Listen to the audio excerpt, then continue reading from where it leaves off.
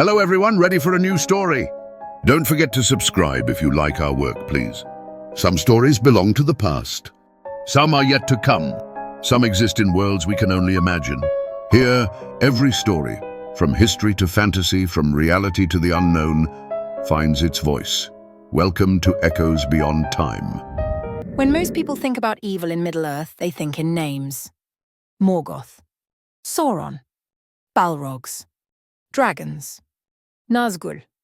Evil with titles, histories, and clear places in the hierarchy of the world. Tolkien gives us genealogies of darkness, ranks of fallen beings, entire lineages of corruption. Evil, in his world, is usually intelligible. It has a source. It has a story. It has a beginning. And eventually it has an end. But buried deep inside The Lord of the Rings is a single moment where Tolkien quietly breaks his own rules and in doing so opens a crack in the mythology that never closes again. It happens after Gandalf falls in Moria. When he returns transformed into Gandalf the White, he tells the Fellowship what happened beneath the mountains. He speaks of fire and ice, of the long pursuit of Durin's bane, of falling endlessly through darkness. But then he says something that does not sound like heroic fantasy at all.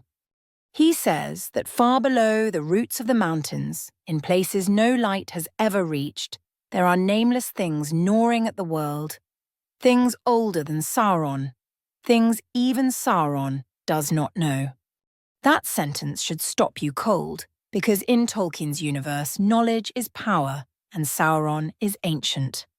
He existed before the sun and moon. He was present at the music of the Ainur when reality itself was first imagined. He helped shape the world. And yet Gandalf tells us that there are beings beneath it all that even Sauron does not know. Not does not control. Not does not command. Does not know.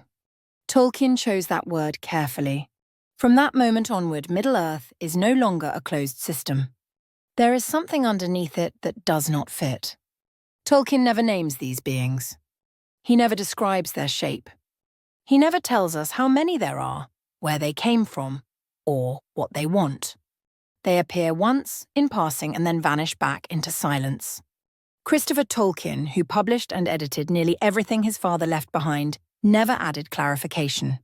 No letter explains them. No draft expands them. No note defines them. This is not an omission. This is intentional restraint. To understand why the nameless things are so unsettling, you have to understand how Tolkien built his world. Middle-earth is not just a fantasy setting. It is a mythological cosmos governed by order. Creation begins with music. The universe is sung into existence by Eru Ilúvatar and the Ainur. Structure, harmony, and meaning are fundamental. Even evil arises within that structure. Morgoth rebels, but he is still an Ainur. Sauron falls, but he is still a Maya. Orcs are corrupted beings, not something entirely new. Everything has a place, even if that place is broken. The nameless things appear to have no place at all. They are not described as servants of Morgoth or Sauron. They are not fallen angels. They are not twisted elves or beasts. Gandalf does not call them evil. He does not say they attack him. He does not even say they notice him. They simply exist, deep beneath the world, gnawing at it, like something chewing through the foundations of reality itself. That verb gnawing matters enormously. Tolkien does not say they rule the deep places. He does not say they corrupt them. He does not say they destroy them. Gnawing suggests something slow, blind, and persistent. Not an army. Not a conqueror. More like termites in the beams of creation. And here is where the theories begin, but carefully, because Tolkien's silence forces us to reason rather than invent. One of the most serious interpretations is that the nameless things are remnants of chaos from before the world was fully shaped. Before Arda became Arda, before form was imposed on matter, there was sound without structure. The music of the Ainur gave the universe order, but not necessarily completeness. Tolkien never claims that creation eliminated all chaos, only that it was shaped into something meaningful. The nameless things may be what happens when that shaping is incomplete. Not rebels, not mistakes, but leftovers. Things that were never assigned a role.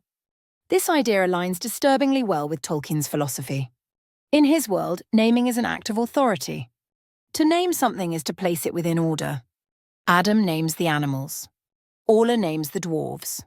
Eru names the world itself. To be nameless is to exist outside hierarchy, outside language, outside comprehension. The nameless things are not called that because Tolkien forgot to give them names.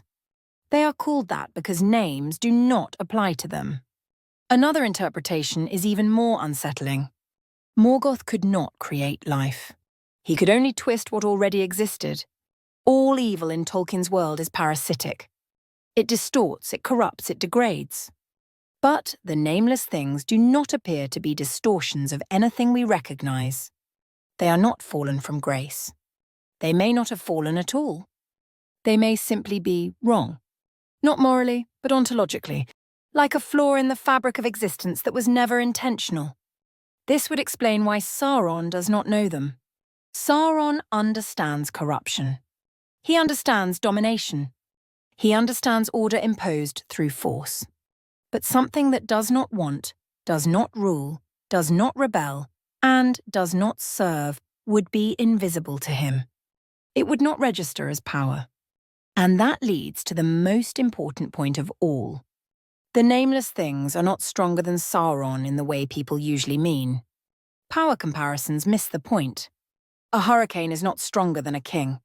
A black hole is not more powerful than a general. They exist on different conceptual layers. Sauron is a will. Morgoth is a will. The nameless things may not be wills at all. They may be forces, or conditions, or consequences. Gandalf's behavior confirms this. He fights the Balrog. He challenges Sauron. He confronts Saruman. But he does not fight the nameless things. He passes them. That is not fear. That is wisdom. You do not wrestle with what does not belong to your story. You do not challenge something that does not recognize challenge.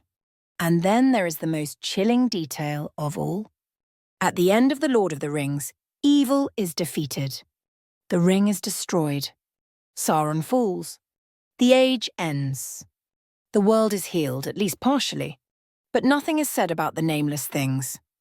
They do not flee. They do not perish. They do not awaken. They remain beneath the world, untouched by victory or defeat. That may be Tolkien's most profound and adult idea. That no victory is absolute. That even in a redeemed world, there are limits. That some darkness is not overcome, only endured.